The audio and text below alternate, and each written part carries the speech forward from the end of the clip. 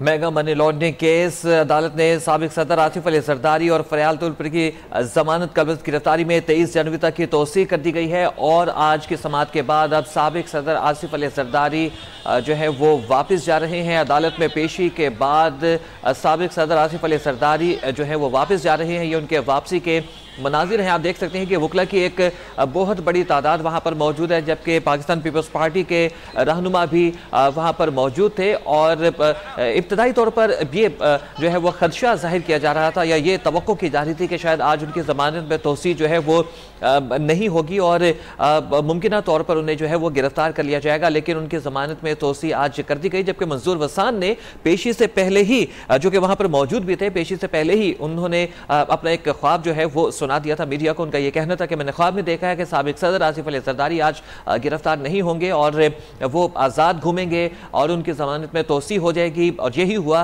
कि उनकी ज़मानत में 23 जनवरी तक की तोसी कर दी गई है। और फिर आपको यह बताते चलें कि अब वो अदालत में पेशी के बाद वापस रवाना हो गई हैं। मीडिया की भी एक बड़ी तादाद वहाँ पर मौजूद है। पाकिस्तान पीपल्स पार्टी के रहनुमाओं की एक तादाद वहाँ पर मौजूद है। ये मनाजिर भी आप देख रहे हैं। वकला की बहुत बड़ी तादाद, कारकुनान की एक बहुत बड़ी तादाद वहाँ पर मौजूद है। मेगा मनी लॉन्ड्रिंग केस अदालत ने साबिक सदर आसिफ अली जरदारी, उनकी बहन फरियाल तालपुर की जमानत कबल गिरफ्तारी में 23 जनवरी तक की तोसी कर दी है। आज के दिन 2 पेशियां थीं साबिक सदर आसिफ अली जरदारी की, लेकिन उन्होंने कराची में बैंकिंग कोर्ट में आज जो है वो पेश होना ज़्यादा मौजूद समझा। उसकी वजह यह थी कि यहाँ पर उनकी पेशी ज़रूरी इसलिए थी कि उनकी ज़मानत में आज जो है वो तोसी की उन्होंने दरख्वास्त देनी थी और तोसी करवानी थी। आज उनकी जो है वो ज़मानत ख़त्म हो रही थी और अगर ज़मानत ख़त्म हो जाती और वो आज तोसी की दरख्वास्त ना देते तो ये जो है वो उनकी गिरफ्तारी का सबब भी बन सकता था। लेकिन उन्होंने आज कराची में बैंकिंग कोर्ट में पेश होकर जो है वो ज़मानत की दरख्वास्त दी और उनकी जमानत में तोसी कर दी गई है। 23 जनवरी तक की उनको तोसी मिली है साबिक सदर आसिफ अली जरदारी और उनकी बहन फरियाल तालपुर को। और आप ये मनाजिर भी देख रहे हैं, पाकिस्तान पीपल्स पार्टी के रहनुमाओं की एक बड़ी तादाद जो है वहाँ पर आज जमा हुई थी और वहाँ पर मीडिया की भी एक बड़ी तादाद जमा है और फिर उसके बाद कारकुनान और वकला की भी तादाद जमा थी, जिसकी वजह से काफ़ी भीड़ हमें देखने को मिल रही है। मेगा मनी लॉन्ड्रिंग केस आज अदालत ने साबिक सदर आसिफ अली जरदारी, फरियाल तालपुर की जमानत कबल गिरफ्तारी में 23 जनवरी तक की तोसी कर दी है। और इस हवाले से आपको ये बताते चलें कि आज उनकी ज़मानत कबल गिरफ्तारी की मुद्दत ख़त्म हो रही थी और एक खदशा जाहिर किया जा रहा था कि आज शायद उनको ज़मानत में तोसी ना मिले और उन्हें गिरफ्तार कर लिया जाए, जिसकी वजह से पीपल्स पार्टी के सीनियर रहनुमा भी आज अदालत में जो है वो पेश हुए थे। लेकिन मंसूर वसान, पाकिस्तान पीपल्स पार्टी के रहनुमा, उनका ये कहना था कि उन्होंने ख्वाब में देखा है कि आज उन्हें गिरफ्तार नहीं किया जाएगा, उनकी ज़मानत में तोसी हो जाएगी और वो आज़ाद घूमेंगे। यही हुआ कि उनकी ज़मानत में तोसी जो है वो कर दी गई 23 जनवरी तक की और अब वो आज़ाद हैं। मंसूर वसान ने जैसा ख्वाब अपना बताया था। इसके अलावा मंसूर वसान ने मज़ीद भी बताया कि 2019 आइंदा सालों की समत का तयन करेगा। 2020 कप्तान के लिए ख़तरनाक साल साबित होगा।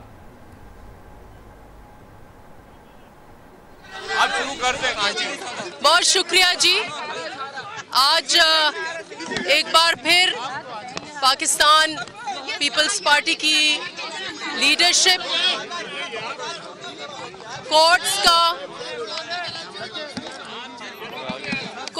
बैंकिंग कोर्ट में पाकिस्तान पीपल्स पार्टी की लीडरशिप मोहतरमा फरियाल तालपुर साहिबा और फॉर्मर प्रेसिडेंट आसिफ अली जरदारी साहब पेश हुए। आज उनकी 8वीं हाजिरी थी और आज एक बार फिर एक नई डेट दी गई, क्योंकि चालान अभी तक सबमिट नहीं हुआ है और एक पैरेलल जेआईटी बनाई गई है, जिसकी रिपोर्ट जो एक बज़ाहिर तो सीक्रेट रिपोर्ट थी, लेकिन हर व्हाट्सएप पर वो रिपोर्ट मौजूद है। आज उस पे सुप्रीम कोर्ट में क्योंकि बहस है, तो एक बार फिर यहाँ पर 8वीं मरतबा जो बैंकिंग कोर्ट है उन्होंने हमारी लीडरशिप को एक नई डेट दी है। इसके अलावा अगर आप कोई सवाल पूछें। मैडम ये बताएं कि मुस्तकबिल करीब में आप जरदारी साहब को भी नवाज शरीफ के साथ देख रही हैं? देखिए, पहले तो मैं 2 पाकिस्तान की जिक्र करूंगी। इस वक्त मुल्क में 2 पाकिस्तान हैं। एक पाकिस्तान वो है जहां पीपल्स पार्टी की क़यादत को नाश्तों के ऊपर और लॉन्ड्री और ब्रेकफास्ट के बेसिस पर 16 रेफरेंसेस की रिकमेंडेशन दी जाती है JIT की तरफ से। और दूसरा पाकिस्तान है जहां जाहिर हो जाती हैं ऑफशोर कंपनीज अनडिक्लेयर्ड प्रॉपर्टी जाहिर हो जाती हैं, लेकिन उनको NRO मिल जाता है।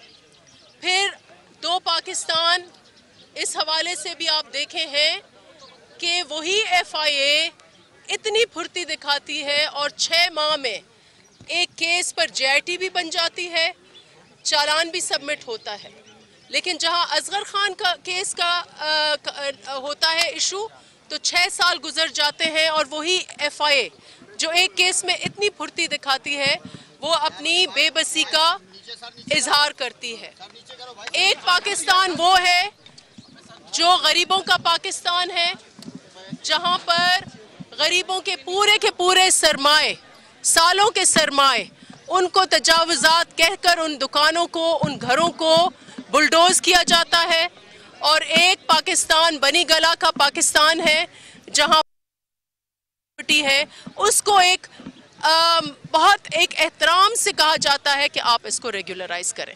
तो ये तहरीके इंतकाम के नए पाकिस्तान में इंसाफ का तकाजा आप खुद देख लें और आप खुद जज करें। अच्छा मैम, ये होता है कि जब भी एहतसाब का अमल शुरू होता है और जो गवर्नमेंट आकर एहतसाब शुरू करती है तो इसी तरह अपोजिशन की जमातों की जानिब से इसी तरह इंतजामात भी लगते रहते हैं। तो अब फ्री ट्रायल होना चाहिए और ये सारी चीज़ें क्लियर होनी चाहिए ना, आप लोग ये चाहते हैं या नहीं?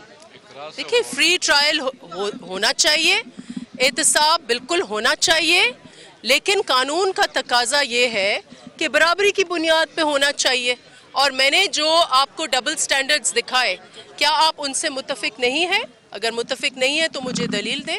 लेकिन ये नहीं हो सकता कि एक ही पाकिस्तान में 2 कानून नाफिज हों, एक ही पाकिस्तान में एक ही इदारा 2 किस्म के तकाजे या 2 किस्म के प्रिंसिपल्स जो हैं वो अप्लाई करें। एक ही पाकिस्तान में गरीबों की बिल्डिंग्स बुलडोज़ हों, गरीबों के घर बुलडोज़ हों और बनी गला जो है उसको एक तहफ़्फ़ुज़ दिया जाए। और आप देखें कि मिडिल क्लासेस के सारे बिजनेसेस जो हैं वो शट हो रहे हैं, लेकिन डेस्कॉन कंपनी के बिजनेसेस जो हैं वो बढ़ रहे हैं। और यही आप देखें कि 2 पाकिस्तान इस वक्त चल रहे हैं। देखें, पीपल्स पार्टी ने, आप अगर नए पाकिस्तान वाली जुरिस्डिक्शंस में देखें तो उनके लिए कोई प्रोटेक्शन नहीं है।